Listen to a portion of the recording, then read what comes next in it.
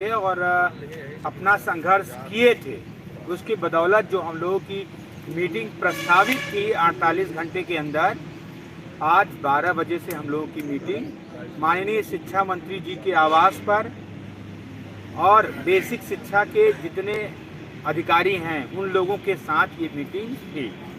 उसमें हम विजय भाई, रंजीत भाई, राम सुयश भाई और नवनीत भाई, इतने लोग इस मीटिंग में उपलब्ध थे। क्योंकि टाइमिंग फिक्स नहीं था, कभी भी बुलाया जा सकता था। ये हम लोगों ने कल राम सुयश भाई और सबको बता दिया था कि टाइमिंग का थोड़ा सा इशू है कि मंत्री जी जैसे उनको टाइम मिलेगा, चूँकि मंत्री जी अयोध्या में थे तो थोड़ा सा टाइमिंग का है, तो कोई फिक्स टाइम नहीं है। और भी जो साथी हम लोग और लोगों को इसमें रखना चाहते थे, लेकिन इत्तेफाक नहीं रख पाए, तो उन लोगों को बुरा नहीं लगना चाहिए। अब हम लोग बात करते हैं कि किस तरीके से बात हुई। सर्वप्रथम मैं सभी जो लोग आंदोलन में आए और जो भी हम लोगों ने पहले कहा था कि हम लोग जो प्रस्ताव बना रहे हैं, क्योंकि अब ये मामला निर्णायक मोड़ पे है, उन सभी प्रस्ताव को हम लोगों ने बाकायदा जो फॉर्म भरने की प्रक्रिया थी, सारी प्रक्रिया, उन प्रस्ताव को बताया कि अगर मंत्री जी आप चाहें तो आप एक फॉर्म भरवा सकते हैं कि कितने लोग अभी कहीं ज्वाइन नहीं किए हैं, कितने लोग एलिजिबल हैं, कितने लोग बचे हैं, क्योंकि कई तमाम भर चुके। मंत्री जी ने कहा और ये भी कर सकते हैं, हम लोग उन लोगों को बुला के सिग्नेचर करा सकते हैं। ये दोनों प्रस्ताव दे दिए गए हैं। दूसरी बात, हम लोग जो एडवोकेट पैनल की बात हो रही थी, गवर्नमेंट की तरफ से ढीला ढाली चल रहा है, उस पर भी बहुत मजबूती से विजय भाई और हमारे द्वारा बहुत मजबूती से पक्ष रखा गया कि जब सरकार रॉबिन सिंह को अपने काउंटर में डिकोड कर रही है, उनका जवाब दे रही है कि हमारा उससे कोई लेना देना नहीं, जो भर्ती नियमावली है उस पर हम भर्ती किए हैं और आगे भी ये भी जो 6800 है उसी की प्रक्रिया का हिस्सा है, तो उस चीज को खड़े होके वहां डिफेंड करे, ऐसा नहीं कि हीरा हवाली करे। हम लोगों ने जो भी प्रक्रिया थी कि सरकारी वकील को हटा दिया जाए, ये है वो उनका इशू है। हम लोग सिर्फ और सिर्फ 13 तारीख को फिर हम लोग रहेंगे। हम लोगों ने बताया कि हम लोग पर हियरिंग कम से कम 5 लाख 6 लाख के वकील ले जाते हैं और मिलता क्या है हम लोगों को, कुछ भी नहीं, तो बड़ी विसंगति हो रही है। कुल मिला के सभी बिंदुओं पर, चूंकि कल विजय भाई, चंदन, विजय भाई और चंदन और तमाम लोग थे, एक बहुत बड़ी एक्सरसाइज किए कल 4 बजे रात तक। उसी के बिहाफ पे वहाँ हम लोगों ने उनको ब्रीफ किया और सबसे बड़ी बात कि मंत्री जी दबाव में दिखे और मंत्री जी ने ये कहा और सारी चीजें नोट किया और उन लोगों से भी कहा कि जो ये प्रस्ताव दे रहे हैं, जो लोग ये बता रहे हैं, इन पर बात करिए। हम लोग बाहर के रास्ते पर भी, आप लोगों से पहले भी हम लोगों ने बताया कि बाहर का जो रास्ता है उस पर भी हम लोग बात कर रहे हैं और उस पर भी सरकार सहमति दिखा रही है। लेकिन दिक्कत कहाँ आ जा रही है? दिक्कत सिर्फ यहाँ आ जा रही है जो 6800 वो 69,000 की ये बाउंड्री, मतलब 69,000 से ऊपर ना हो पाए, यही सब कुछ दिक्कत आ रही है। तो उसके लिए भी एक नया रास्ता हम लोगों ने उनको सुझाया है और अभी भी मंत्री जी ने कहा है कि आप अधिकारियों को निर्देशित किया है, इन लोगों से बैठ के आप लोग कई दौर की मीटिंगें करके 13 से पहले ये हल निकालने की पूरी कोशिश करिए। तो कुल मिला के हम लोग उसी पर बात कर रहे हैं। बहुत सारी चीज़ें आप लोग न समझे ना तो हम बता पाएंगे आप लोगों को, क्योंकि जिस समय जो ये इस समय परिस्थिति है, जनरल के लोग भी बहुत तेज़ी से एक्टिव हो गए हैं और अपने नाग जैसे लोग जिनको 2 डेटों में फटकार के भगा दिया गया है, लेकिन फिर भी कोर्ट में मुरझुराए रहेंगे और बाहर एकदम जैसे एलर फेलर साथ में आए एकदम गर्मिया जाते हैं। तो लोगों का कोई लोकस है नहीं।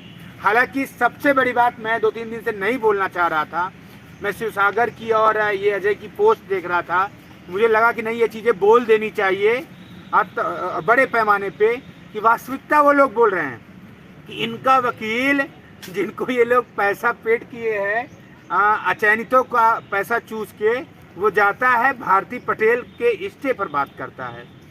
आज तक कभी भी हम नहीं सुने कि याची लाभ या फिर 27-21 में और सीटें होनी चाहिए, क्या इस पर कभी बात की है लोग? इन सब मुद्दों पे कभी बात नहीं हुई। तो बहरहाल ये आप लोग जो अचयनित भाई हैं, जो उनका मतलब है, उनका पूरा लोकस है, वो लोग अपने हिसाब से ट्रीट करें, जो करना है करें। आगे के बाद विजय भाई और रामशेष भाई आप इधर आ जाओ। हाँ, लेकिन जो भी लोग इस वीडियो को देख रहे हो, इसको थोड़ा सा शेयर कर दो, लोग कम से कम लोगों तक सही बात पहुंचे और लोगों को भरोसा रखना होगा। हम लोग भी सुप्रीम कोर्ट के लॉयर के टच में हैं, एक अपने समाज के जो लोग EWS पे इस समय लड़ाई लड़ रहे हैं उन लोगों को लाने के लिए, और वो बहुत बड़ा डिसीजन है क्योंकि सुप्रीम कोर्ट की लॉयर की फीस भी ठीक ठाक होती है। तो हम लोग सामाजिक रूप से उन लोगों से जुड़ रहे हैं, हो सकता है कम फीस पे आ जाए, हो सकता है फ्री में भी आ जाए, ये कोई बड़ा इशू नहीं है, लेकिन हम लोग लगे हैं कि ये सभी की इच्छा है कि हमारी चीज़ें अब मनवानी चाहिए और हमारे वर्ग के लोग ही अच्छे से मनवा पाएंगे। ठीक है, आगे की बात विजय भाई थोड़ा आगे आ जाओ। नमस्कार, जैसा कि आप सबको पता था कि आज मीटिंग उन्होंने कहा था कि सर ने की, और मैंने आपको आश्वस्त भी किया था कि अगर वो कह रहे हैं कि 48 घंटे में मीटिंग हो जाएगी तो यकीन रखिए कि 48 घंटे के अंदर ही वो मीटिंग ऑर्गेनाइज करवा देंगे। तो सबसे पहले धन्यवाद उनको कि उन्होंने जो कहा था उससे कम समय में ही, और जबकि आज मंत्री जी उनको अपने विधानसभा में जाना है और अयोध्या में थे, और इस बिजी शेड्यूल में से भी उन्होंने टाइम हम लोगों के लिए निकाला और अपने तय समय पर हम लोगों को बताया गया था कि कल आपकी मीटिंग होगी, लेकिन कितने बजे होगी ये नहीं बताया गया था। तो आज जब सुबह फ़ोन आया तो ये बताया गया कि 12 बजे आप लोग जो है पहुंच जाइएगा समय से। सुबह का मतलब करीब 8 बजे एक बार फ़ोन आया तो ये बताया गया कि आज आपकी मीटिंग होगी। फिर टाइमिंग पूछा तो टाइमिंग का नहीं बताया गया, फिर 10:15 बजे के आसपास फिर फ़ोन आया और ये बताया गया कि 12 बजे आप लोगों की मीटिंग होगी। तो हम लोग मीटिंग में गए और वहाँ पर आज जो अच्छी बात ये निकल के आई है कि पहली बार ऐसा हुआ कि सारे अधिकारी, जैसे शिक्षा मंत्री, आज एक नतीजे के मूड में वहाँ पर मीटिंग में उपस्थित थे कि क्या कोई नतीजा निकाला जा सकता है। तो हर मुद्दे पे बात हुई, माननीय मंत्री जी ने सारे पॉइंट्स हमारे नोट किए। थोड़ा सा आगे आ जाओ, आवाज़ आएगी। तो माननीय मंत्री जी ने सारे पॉइंट्स को खुद नोट किया और जो हम लोगों ने सुझाव दिए, जिन रास्तों पर हम लोगों ने वहाँ पर नियुक्ति की बात की कि माननीय न्यायालय में जो परिस्थितियाँ उत्पन्न हैं, जिस हिसाब से माननीय न्यायालय और न्यायाधीश ये कह रहे हैं कि अगर सरकार वास्तव में इस मुद्दे का सलूशन चाहती है तो क्या रास्ते बन सकते हैं, उन रास्तों को हम लोगों ने उनको अवगत कराया और लिखित में भी दिया और सारे मुद्दों पर विस्तार से चर्चा हुई। और डीजी साहब वहाँ पे मौजूद थे, उन्होंने बताया माननीय मुख्यमंत्री जी से लेकर माननीय शिक्षा मंत्री जी की जो प्राथमिकता है उसको भी उन्होंने स्पष्ट किया। उन्होंने बताया कि जब भी मैं मुख्यमंत्री जी के पास जाता हूँ तो उनका ये डायरेक्शन मेरे लिए ज़रूर होता है कि ये जो मामला है इसको जल्दी से जल्दी निपटाओ और उनके पक्ष में फैसला करके निपटाइए। और माननीय वैसे शिक्षा मंत्री जी भी जब भी हमारी मीटिंग होती है, कोई बातचीत होती है, तो ये मुद्दा हमारी प्रायोरिटी में नहीं, टॉप प्रायोरिटी में है। सारे मुद्दे हमने अपहोल्ड करके रखे हैं कि पहले हमें ये मुद्दा सॉल्व करना है। नई शिक्षक भर्ती से जुड़े भी वहाँ पे बातें हुई कि हमने अभी तक सारी प्रक्रिया सिर्फ इसलिए रोक रखी है कि पहले हम इस मामले का हल निकालेंगे, उसके बाद हम आगे बढ़ेंगे। उत्तर कुंजी से लेकर सभी मुद्दों पर बातचीत हुई। बहुत सारी ऐसी भी बातें हुई जो हम लोगों ने वहाँ पे आपस में शेयर की है। अभी 2 दिन के बाद डीजी साहब ने फिर हम लोगों को बुलाया है कि एक बार हम लोग फिर पुनः बैठेंगे और जो आपने प्रस्ताव दिए इसमें से हम किस पर आगे बढ़ सकते हैं, थोड़ा सा हम भी राय लेंगे इस पर। उसके बाद अगर ये सब कुछ प्रपोजल जो आप लोग तैयार करके लाए हैं, अगर ये कोर्ट अगर हमको अलाउ कर देगी तो उस प्रपोजल के साथ भी हम लोग आगे बढ़ेंगे। देखिए, हम लोग अपनी तरफ से कोशिश कर रहे हैं और ये सब संभव हो पाया है कि आप लोग इतनी संख्या में और इतने कम समय में सभी लोग निकल के चले आए। इतना दबाव था, आज उसका वहाँ पे असर देखने को मिला है कि प्रशासन से लेके बेसिक शिक्षा मंत्री तक और बेसिक शिक्षा विभाग के अधिकारी सभी लोग इस बात से हैरान थे कि आप लोग बताइए, सुनवाई होती है, उसके अगले 4 घंटे में पता चला कि 2-2 हज़ार 3-3 हज़ार लोग आपके मंत्री जी के आवास के बाहर बैठ जाते हैं। तो एक निवेदन और आपसे है कि चूँकि सरकार ये लिस्ट लेकर आई है और इसको डिफेंड करना, इसको लागू करवाना सरकार की जिम्मेदारी है, तो कम से कम जब तक सरकार आपके साथ खड़ी है, ठीक है, लोकतंत्र में विरोध करने का अधिकार सबको है, लेकिन वो विरोध मर्यादित होना चाहिए। और जैसे हम शिक्षक हैं, अपने आप को शिक्षक मानते हैं, तो हमें उसकी मर्यादा में रहकर ही कोई कमेंट करना चाहिए। कुछ भी अभी ऐसा अपनी तरफ से हम लोग नहीं करेंगे, किसी को नहीं करना चाहिए कि जिसका नेगेटिव हमारे लिए निकल के। क्योंकि क्या होता है, कभी कभी चीज़ें जो है ना, आदमी खुल के सामने से नहीं करता, बस अपनी प्राथमिकता से उस चीज़ को हटा देता है। तो अभी हम प्राथमिकता में हैं और 13 तारीख को हमारी डेट लगी, उसके पहले कम से कम डीजी साहब के अकॉर्डिंग कम से कम 2 मीटिंग हम लोगों की और होगी उनके साथ। तो उनका सहयोग करना है, उनके साथ आगे बढ़ना है। जो हम लोग उनको सजेशन देंगे उस पर उन्होंने कहा है कि उस पर हम अमल करेंगे, साथ ही साथ जो डायरेक्शन उनको हमारे लिए होंगे हमें भी उसका पालन करना है। तो 13 तारीख तक, लेकिन इसका ये मतलब नहीं है कि हम बिल्कुल सन्नाटे में सो जाएंगे, खो जाएंगे। तैयारी रखनी है कि कहीं भी कोई भी इधर उधर की बात होती है, कहीं से भी हिला वाली दिखेगी, तो हमें आपको अपनी हर परिस्थिति के लिए खुद को तैयार रखना है। लेकिन हाँ, इसमें ये जरूर याद रखना है कि सरकार हमारे विरोध में नहीं खड़ी है, सरकार हमारे साथ है और लेकिन उनको जो पॉलिटिकल बैलेंस बनाना है उसके चक्कर में वो दिखते नहीं। लेकिन जो कमजोरियाँ थी, जो कमियाँ थी, उस पर भी हम लोगों ने जिक्र किया कि आने वाले समय में उन्होंने कहा कि 13 तारीख की डेट में आप देखिएगा कि हम एक बेस्ट प्रपोजल के साथ आएंगे। और साथ ही साथ जिन मुद्दों पे हम लोगों ने बताया कि यहाँ आपकी कमियाँ हैं, उन्होंने बताया कि आने वाली डेट में उस पर भी आप देखेंगे कि हम पूरी तरह से फ्रंट फुट पर वहाँ पे मौजूद रहेंगे। तो बहुत सारी ऐसी भी बातें हुई हैं जो अभी डिस्क्लोज करना ठीक नहीं है, क्योंकि बहुत सारे ऐसे लोग हैं जिनका इस भर्ती में कुछ नहीं होना है, लेकिन वो फिर बात का बतंगड़ बनाएंगे, इधर उधर कूदेंगे, पूछ लेंगे। जैसे उस दिन सुनवाई के दौरान जनरल वालों की तरफ से जो एक एडवोकेट वहाँ पे बहस कर रहे थे, तो जज साहब ने उनसे जब ये कहा कि आपको क्या मिलेगा यहाँ पे, आप इस लिस्ट में हैं, तो उन्होंने कहा नहीं हम इस लिस्ट में लॉर्डशिप नहीं है, बाद में आएंगे। उन्होंने कहा कैसे आओगे आप लिस्ट में, मैं कह रहा हूँ आपको कुछ नहीं मिलेगा। उन्होंने कहा नहीं लॉर्डशिप आएंगे। परिहार साहब बड़े रेपुटेटेड एडवोकेट हैं, उन्होंने जज साहब से पूछा कि आपको कैसे पता हम नहीं आ पाएंगे। तो जज साहब ने उनसे कहा कि मेरी 20 साल की वकालत है, उसके बाद मैं जज बना हूँ और मुझे पता है कि आपके पिटिशनर को तो कुछ नहीं मिलेगा, हाँ आप वकील हैं, आपको पैसा जरूर मिलेगा। तो उनका लोकस बिल्कुल खारिज कर दिया उन्होंने। लेकिन तब भी अब चूँकि भाई सबको अपने अपने अधिकार के लिए लड़ने का अधिकार है, वो लड़ रहे हैं, वो लड़ें, किसी से बैर भाव हम लोगों का नहीं है, उनका अधिकार है, वो अपना लड़ सकते हैं। लोकतंत्र में हर आदमी अपनी बात न्यायालय के सामने रख सकता है, तो वो रखेगा। आपको सिर्फ इतना करना है कि थोड़ा सा संयमित होकर अपनी पीड़ा तकलीफ रखिए, खास करके तब तक जब आज आपकी मीटिंग इस स्तर पे हुई है कि जो प्रपोजल हम लोगों ने उनको दिया है, 1.5 घंटे से ज़्यादा ही है, 1.5 घंटे पौने 2 घंटे मान के चलिए आपकी मीटिंग लगातार चली है वहाँ पे। और सारे मुद्दों पर सबसे अच्छी बात ये लगी कि आज मंत्री जी ने खुद अपने अधिकारियों के ऊपर डिपेंड नहीं थे, उन्होंने सारी बातें सुनी और जो जो हम लोगों ने पॉइंट होता उन्होंने खुद अपनी डायरी पर नोट किया। उन्होंने कहा कि इनके साथ तो मैं डिस्कस करूंगा ही करूंगा, मैं वकीलों के साथ भी इस पर डिस्कस करूंगा और जो बेस्ट ऑप्शन होगा आपके लिए उस पर हम आगे बढ़ेंगे। और हमारी प्रायोरिटी नहीं, टॉप प्रायोरिटी में ये मामला है कि हम 68 को नियुक्ति पत्र दे दें।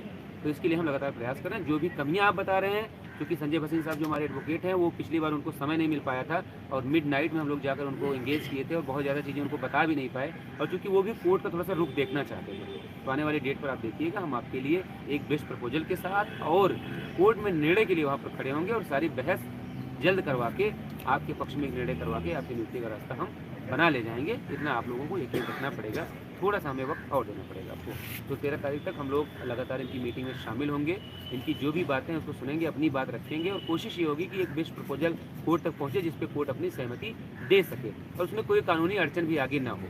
इन सभी मुद्दों पर हम लोग चर्चा करेंगे। आगे आपके जो भी सुझाव होंगे, जो सही सुझाव होंगे वो आप बताएंगे। ऐसे नहीं कि अपनी मनमर्जी की एक आप पोस्ट लिखेंगे और उसमें लिखेंगे कि आरक्षण ऐसे होना चाहिए, आरक्षण ऐसे लागू होना चाहिए, तो आपके हिसाब से आप सतीश द्विवेदी मत बनिए कि आप जो है ऐसे बताइए कि पहले ऐसे काटा फिर ऐसे काटा, ये सब मत बताइएगा।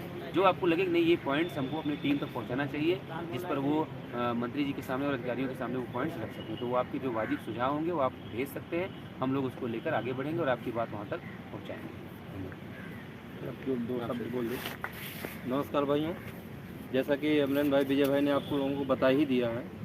बस इतना हम कहना चाह रहे हैं कि हम लोगों की जो 28 तारीख की मीटिंग थी वो सरकार के और मंत्री के प्लस अधिकारियों के रात के सपने में हम लोग आ रहे हैं। उनके कुल मिला के इतना दबाव है उनके पास, ये बहुत जल्दी से हम लोगों के ऊपर कुछ ना कुछ निर्णय ले लेंगे। और जो अभी जो नए अधिवक्ता आए थे हसीन सर, संजय भसीन जी जो थे वो थोड़ा से नए थे और डीजी सर भी बाहर थे, ज़्यादा उनको ब्रीफ नहीं कर पाए थे। जो कमियां रह गई हैं उसको जल्दी से जल्दी निपटा के हम लोगों को जल्द से जल्द नियुक्ति पे आगे बढ़ जाएंगे। धन्यवाद। ठीक है, तो आप लोग मैं ये कह रहा हूँ, बार बार आप लोग जितने नए नए यूट्यूबर्स हैं उनके चक्कर में आप लोग पड़े रहते हैं कि यहाँ सूचना मिले। वो लोग सिर्फ अपने टीआरपी बढ़ाने के लिए करते हैं, माहौल बनाने के लिए कि मैं भी अपना चैनल चला लूँ। आप लोग पूरी तरीके से हम लोगों पर विश्वास कीजिए। आपकी लड़ाई हम लोगों ने शुरुआत से लड़ी है और आप भी आगे भी लड़ रहे हैं। हम लोग ऐसा नहीं कि हर एक लोगों से कोऑर्डिनेट करके चीज़ें अधिकारी होंगे, वैसे आप लोग ऑथेंटिक इसी हमारे चैनल पे या विजय भाई के चैनल पे ही भरोसा करिए, क्योंकि हम लोग लोगों से मिलते हैं। हम लोग ख्याली पुलाव नहीं बनाते कि अपने आप से कोई कहानी बनाए और उस पर बोलना शुरू। हम लोग लगातार संघर्ष करते हैं, लोगों से मिलते हैं तब जाके। इसलिए चैनल को जो लोग अभी सब्सक्राइब ना किए हों वो लोग सब्सक्राइब कर लें और वीडियो को अधिक से अधिक शेयर करें अपने लोगों के भी, तो अच्छा रहेगा, कम से कम लोगों में सही मैसेज जाएगा। धन्यवाद। ये है हमारे गंगू भाई और इधर आप सभी लोग देख सकते हैं, इधर वाले नहीं बेचारे दिख पाए। रात भर सोए नहीं।